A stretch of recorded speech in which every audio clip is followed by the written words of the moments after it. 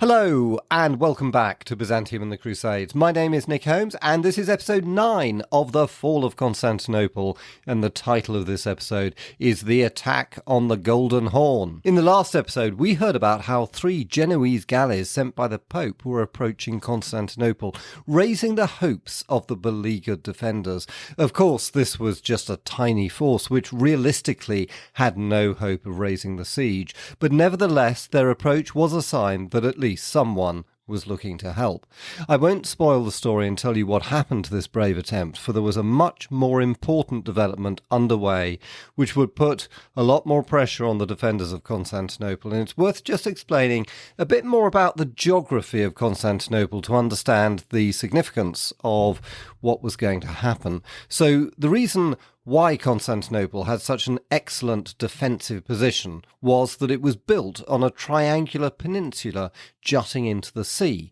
Therefore, on 2 sides it was flanked by the sea, with about a third of its total perimeter on the land side. Now, as you know, the land side was protected by huge walls, about 6 kilometres long, many of which survive today, and which the Ottoman Sultan Mehmet II was furiously bombarding with his cannon. But on the 2 sides of the city next to the sea, there was only a single line of walls, which were much weaker.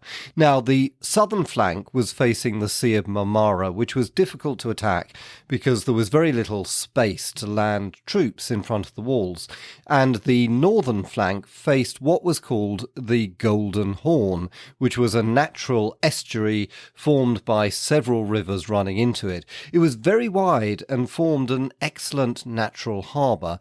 Now, to defend it, the Byzantines had dragged a massive iron chain across the entrance to the Golden Horn, which was a bit more than 100 feet across. It was connected to the Genoese tower of Galata on the shore opposite Constantinople, which, by the way, still stands today and is one of the landmarks of modern Istanbul. Now, this chain, or boom, was extremely effective since it could be lifted to stop ships from entering the Golden Horn, or dropped to let ships out or in as the defenders wanted. Now, in 1204, when the Fourth Crusade had sacked Constantinople, the reason for their success, in addition to the pretty hopeless Byzantine defences at that time, to be honest, was that they had succeeded in breaking the chain and entering the Golden Horn, where they launched a successful attack on the weaker sea walls. In 1453, the Ottomans didn't actually try to break the chain because they had a treaty of neutrality with the independent Genoese colony at Pera, which controlled the Tower of Galata, which was where the chain was linked to. So the Ottoman Sultan Mehmet, who was always exceptionally resourceful, thought of another way of getting Turkish ships into the Golden Horn, and in this episode we'll hear about his ingenious plan. So, without further ado, I'll read from my adapted version of Sir Stephen Runciman's wonderful book on the fall of Constantinople. Hope you enjoy it.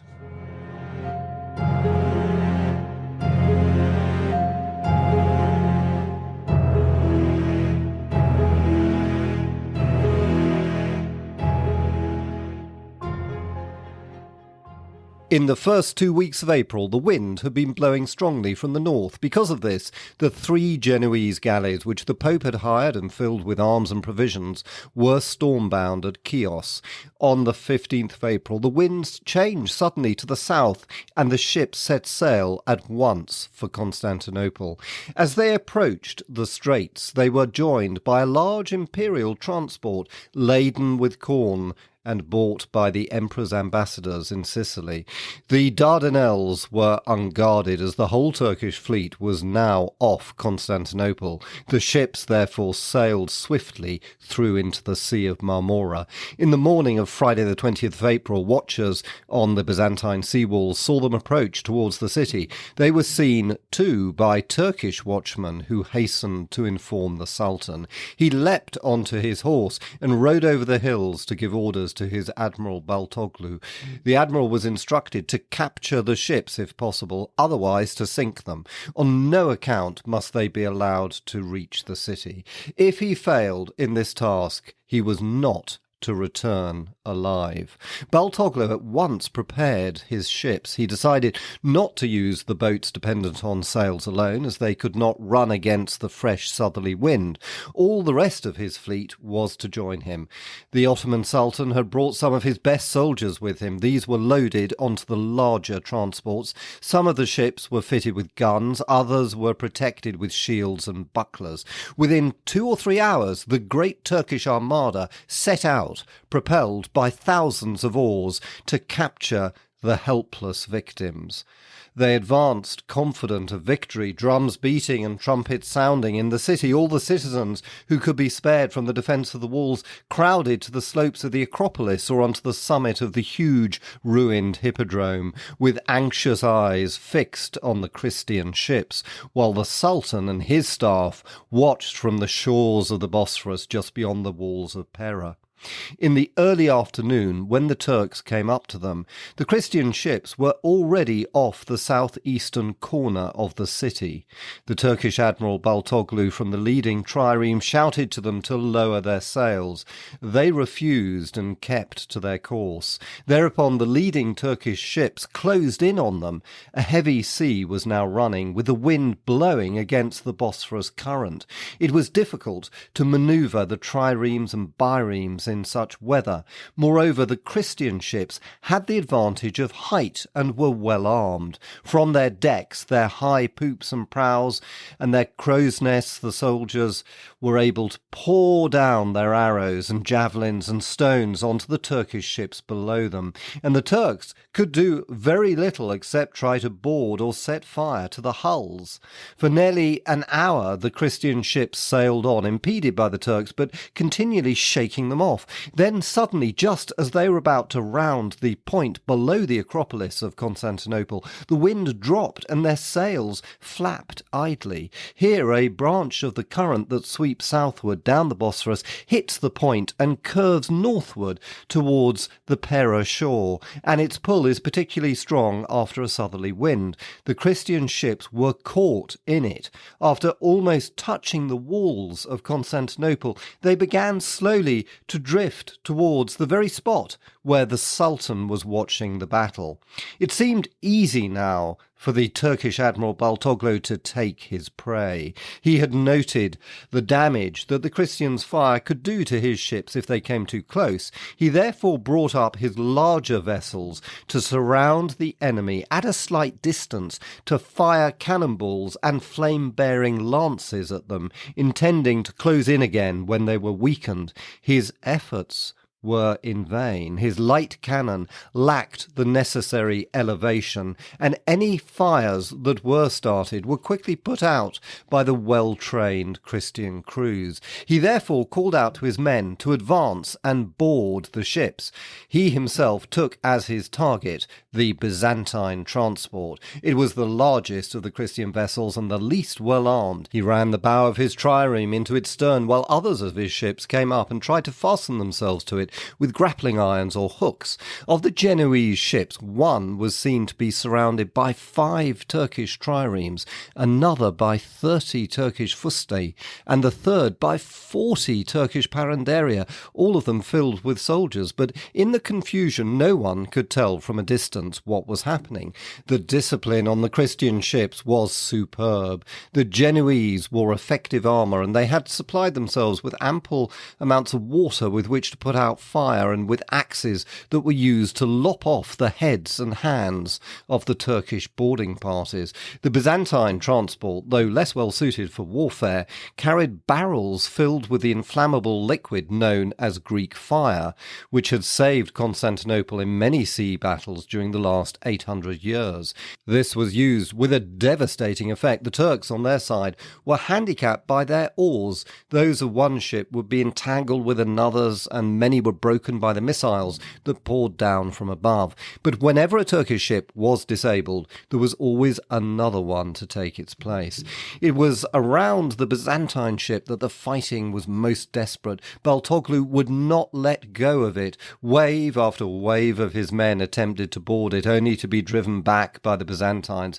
But They were running short of weapons. The Genoese captains, despite their own difficulties, noticed its plight. They somehow brought their ships close alongside it, and soon the 4 ships were lashed together. To the watchers on the shore, they gave the appearance of a great 4-towered fortress rising out of the confusion of the Turkish fleet.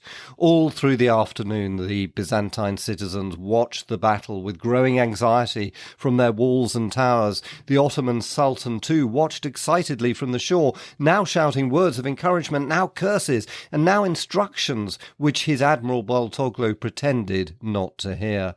For the Sultan, for all his appreciation of sea power, had no knowledge at all of seamanship. In his eagerness, the Sultan kept urging his horse to run into the sea, riding out into the shallow water until his robes were trailing in it, as though he wished to take part in the fighting himself. As evening approached, it seemed that the Christian ships could not survive much longer. They had done great damage to the Turks, but there were still fresh Turkish ships to come up to the attack. Then suddenly, as the sun began to set, the wind rose again in gusts from the north. The great sails of the Christian ships filled once more, and they were able to crash their way through the Turkish craft towards the safety of the great chain across the Golden Horn. In the gathering darkness, the Admiral Baltoglu could not reorganize his fleet, with the Turkish Sultan still hurling commands and insults at him. He ordered a withdrawal to the anchorage off the double columns. When night had fallen, the great chain across the Golden Horn was opened, and 3 Venetian galleys under Trevisano's command sailed out with a loud noise of trumpets, so that the Turks would believe that they were to be attacked by the whole Christian fleet and would remain on the defensive. The victorious ships were then escorted to anchorages in the security of the Golden Horn. It had been a great and heartening victory. In their delight, the Christians declared that 10 or 12,000 Turks had perished, and not a single Christian, though 2 or 3 soldiers died of their wounds a few days later. A soberer estimate gave the Turkish losses as slightly more than 100 killed and more than 300 wounded, and the Christian losses as 23 killed and almost half the crews suffering from some sort of wound. Nevertheless, the ships had brought a welcome increase in manpower and valuable supplies of armaments and food. They had shown, too, the superiority of Christian seamanship. The Sultan Mehmet was enraged. Though his losses had not been large, the humiliation and the damage to Turkish morale was serious. A letter written to him at once by one of the chief religious authorities in his camp, Sheikh Ak Shemseddin, told him that people were blaming him for his misjudgment and lack of authority, and sternly ordered him to punish the responsible culprits, lest similar disasters should occur among his land forces as well. Next day, Mehmet summoned the unfortunate Admiral Baltoglu before him and publicly upbraided him as a traitor, a coward and a fool, and ordered his beheading. The unhappy admiral, who had been severely wounded in the eye by a stone hurled from one of his own ships, was only saved from death by the testimony given by his officers to his personal tenacity and courage. He was sentenced to be deprived not only of his offices of Admiral and Governor of Gallipoli, which were given to one of the Sultan's friends, but also of all his private possessions, which were distributed among the Janissaries. He was then released to spend the rest of his days in impoverished obscurity. Ever since the first failure of his ships to force the great chain across the Golden Horn, Mehmet had been wondering how to obtain control of the Golden Horn. This bitter defeat determined him to act at once. While the sea battle had been raging on the 20th of April, the bombardment of the land walls had never ceased. On the 21st, it recommenced more relentlessly than ever before. Within the course of the day, a great tower near the Lycus Valley, known as the Baktatinian, was brought down in ruins, and a large portion of the outer wall itself was destroyed. Had the Turks then ordered a general assault, it would have been impossible, so the defenders believed, to have held them back. But the Sultan was not present at the walls that day, and the order to attack was not given. After dark, the Byzantines repaired the breach in their walls with beams and earth and rubble. Mehmet had in fact, spent the day at the double columns. His ingenious mind had worked out the answer to his problem. It was probably an Italian in his service who suggested to him that ships could be transported overland. The Venetians, in one of their recent Lombard campaigns, had triumphantly carried a whole flotilla on wheeled platforms from the River Po to Lake Garda. But there, of course, the country had been totally flat. To transport ships from the Bosphorus into the Golden Horn over a ridge that rose nowhere less than 200 feet above sea level was a much more difficult problem.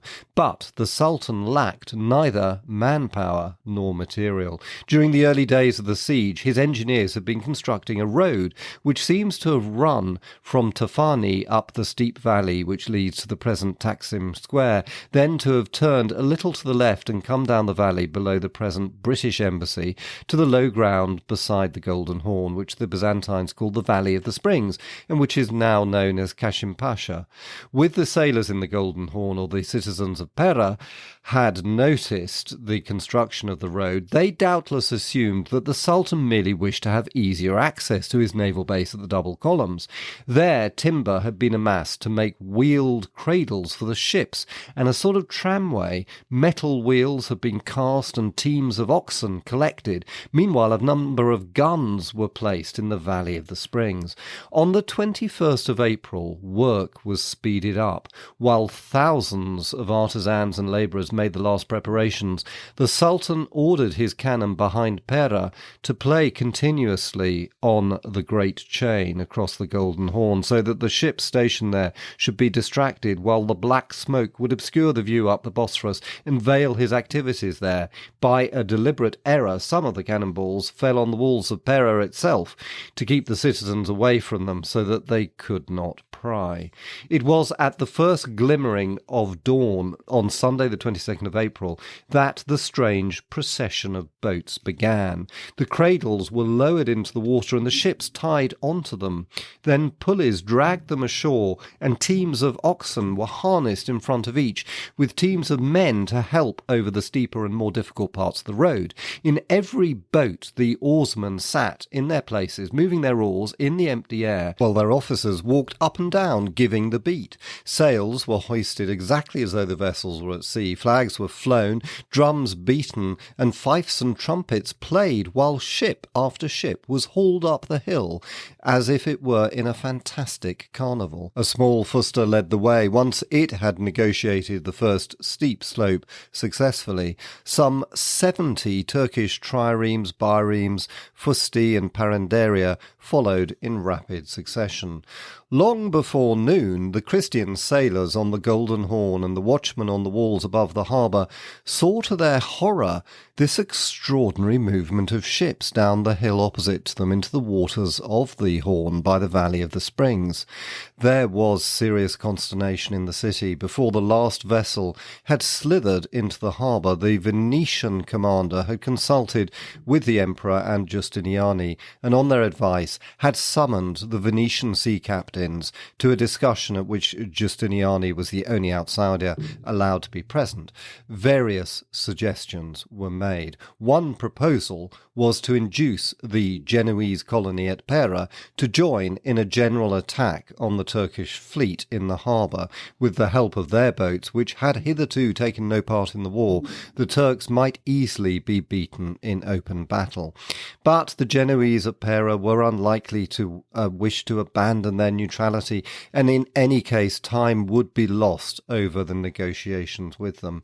Another proposal was to land men on the opposite bank to destroy the Turkish guns at the Valley of the Springs, and then to attempt to burn their ships. But there were not enough fighting men in the city to risk so hazardous an operation. Finally, it was the captain of a galley that had come all the way from Trebizond, Giacomo Coco by name, who proposed that an immediate attack should be made by night to burn the Turkish ships, and he offered to lead the expedition himself. His offer was accepted by the council, who decided to act without informing the Genoese in the city. Secrecy was essential, and the Venetians were prepared to supply the necessary boats.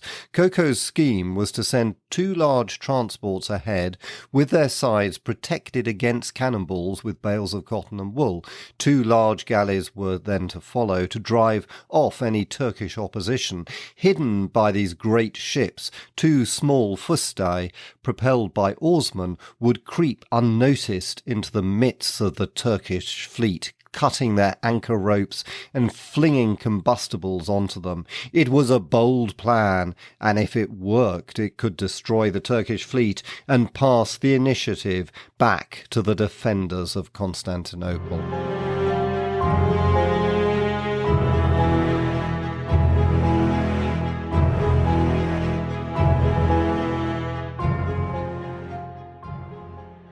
And that ends this episode. Hope you enjoyed it. And if you did, as usual, I'd be delighted if you wanted to subscribe, to recommend it to a friend, or leave a review. Thank you so much. And in the next episode, we'll hear about whether the night attack on the Turkish fleet was successful or not. See you then.